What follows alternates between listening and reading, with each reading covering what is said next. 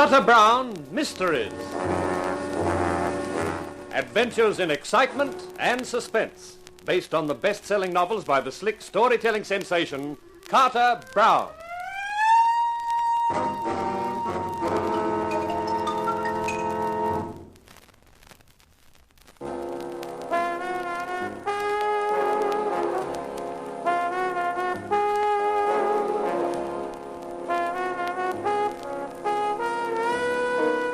The deeper I delved into the setup, the more it made mystery. It was turning out a king-size problem for a private eye called King. My big bewilderment was concerned with the date, the 18th, on which something was supposed to happen, which everyone was worried about, in one way or another. But I figured I stood a fair chance of finding out what the 18th meant after the ultimatum I had delivered to Marcia Oliver. I was due to call on her at midnight, when I hoped all would be explained. Meantime, I headed for the precinct to pick up my car, which had been impounded from in front of Paulvy's office. After a long explanation to the police about sick relatives and a $20 fine, I got the Dodge back, and then it was close enough to midnight and Marcia.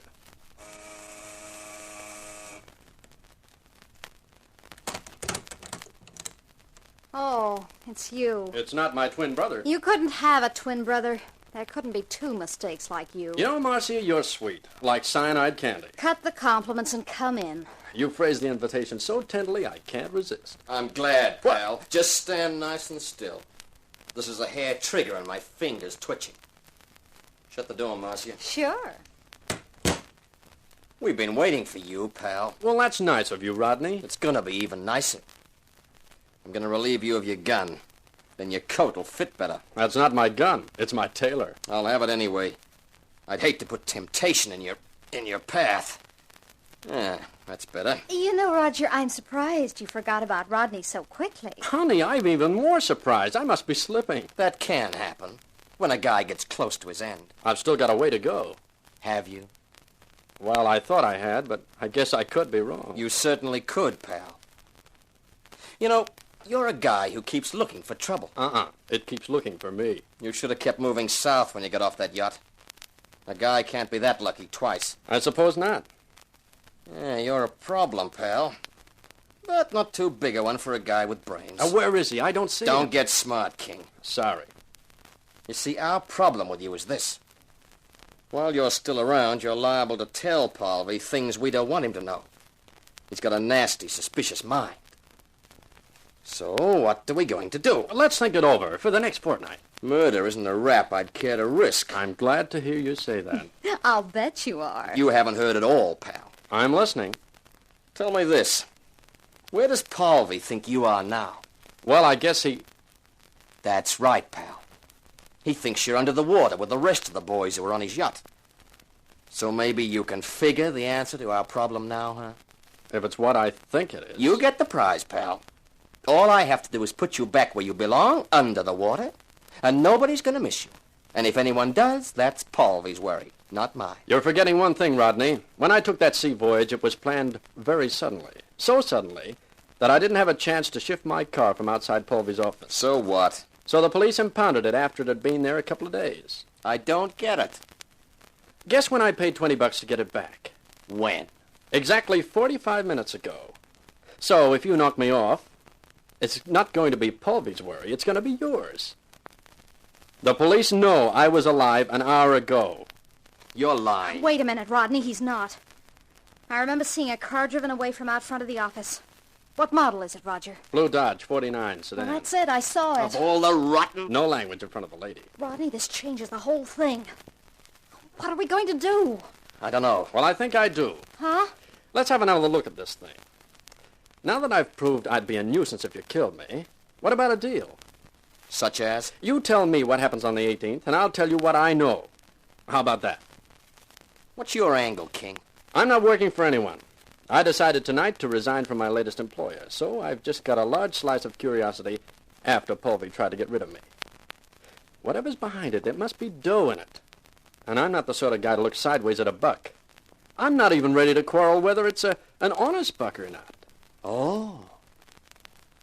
Marcia, what do you think? That might be a proposition, Rodney. That's one sure way of keeping his mouth shut between now and the 18th. And we could use someone else. It might make the job easier. Yeah, you could be right at that. Okay, King, I'm putting the gun away. It's a deal. Fine. How about a drink to clinch it? I've got a kind of dry feeling. I'll bet with my gun staring you in the face. Yeah, fix the drinks, baby. Sure. That's pretty lucky for you, King. That business about the cops in your car. Yeah, I guess so. You'd have been laying around the bottom of the sea without it. Forget that, Rodney. Here are the drinks. Thanks. You'll forgive me if I don't wait. Hey, I needed that. Okay, Rodney, suppose you give with the story now. Sure. Well, first of all, Palvy. Overseas Enterprises Incorporated, his import-export business, is just a sideline. His real work is jewelry. Palvy's one of the finest craftsmen in the world. Well, when anybody's got something really valuable they want altered or fixed, they take it along to Palvy. He's kept his name pretty quiet for obvious reasons. Of course. He wouldn't want the boys who collect that kind of stuff illegally to get to hear about him. Next, we come to a dame, the Baroness von Oltz. You ever heard of her, King? No. Well, you should have. She owns the Carmel Royne diamond pendant. I've heard of that. She bought it for $500,000. They say it's worth more now. Must be nice to have money. The Baroness arrived here a couple of days ago. It was in the papers. I never read the social columns. You should. Then you might have figured what that date means, the 18th. You see, on the 18th, there's a ball being held in honor of the Baroness von Oltz. Everybody who's anybody in town will be there. And the Baroness will be wearing her pendant. Daylight breaks through. Correct me if I'm wrong. On the 18th, you aim to snatch the Baroness's pendant. I'm correcting you. Palvy aims to have it snatched. What? I may not be the brightest private eye in the business, but that doesn't sound smart to me. You haven't heard the half of it. I hope not. To snatch a pendant like that, you have to love it for its own sake. Nobody'd touch it. It'd be too hot. Sure, you're 100% right. Well? Well, it so happens that when the Baroness arrived here, she found the clip on the pendant needed some attention. So who does she send it to? I'll guess. Palvy? Palvy, the expert who, luckily enough, lives right here. And Palvy has the pendant for 3 days, with cops and guards sitting all over the joint. So what? You're getting hard to follow, Rodney. It'll clear up. Now get this.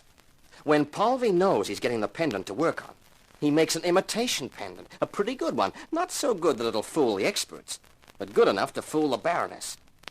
When the time comes for him to return the pendant, he's going to return the imitation and hang on to the original. How does he figure he's going to get away with that? How long does he think it'll take before the Baroness finds out she's got a phony? That's right. So Palvy is arranging to have the fake pendant snatched at the ball on the 18th. Oh. You get it now? He has the fake snatched. Then he waits for the insurance company to offer a reward. It's insured for $300,000. And the insurance company won't think there's anything unusual about the pendant being offered to them through a jeweler. I tell you, this Palvy character has some ideas. Very neat. So he collects the insurance on the diamond without having to worry about disposing of it, which he couldn't do anyway, seeing it's so well known. It's really one for the books, isn't it? You said it, Marcia. But where do you and Rodney come into it? That's simple. I'm the guy Palvy's paying to do the snatch. Yeah? Well, that's interesting. Isn't it? But not as interesting as the setup between you and Marcia. From what I overheard earlier tonight, neither of you exactly care for Palvy. You're going to say that again. So my brilliant mind leaps to the conclusion that maybe you two are planning a little piece of double-cross? Right on the button, pal. We got it planned rather cutely, even though I say it myself. You see, I'll be at the ball, and so will Palvy. But while we're busy there, Marcia will be paying Palvy's office a visit and collecting the real pendant. And then? Then we fade quietly into the wide blue yonder until we can collect from the insurance company. So that's it, Roger. Well, how do you like it? It doesn't sound a bad proposition. There's only one thing I don't understand, and that's Elise St. Chris and her boyfriend, Johnny. Who? Elise St. What? Who's she? Marcia, you better pour another drink while I tell you.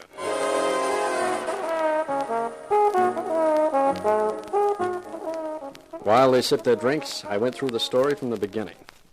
How Palvy hired me to follow Elise, and how she hired me to follow him, with all the details, right up to where we are now.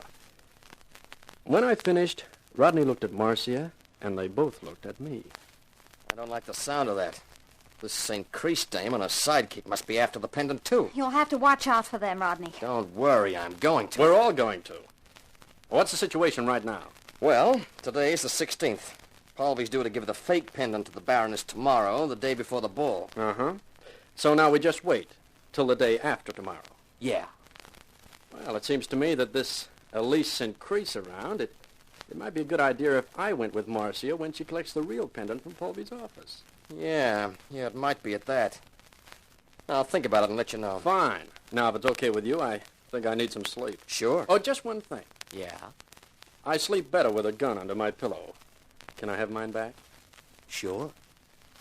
I'll even hand it to you, but first. After all, we're partners now, aren't we?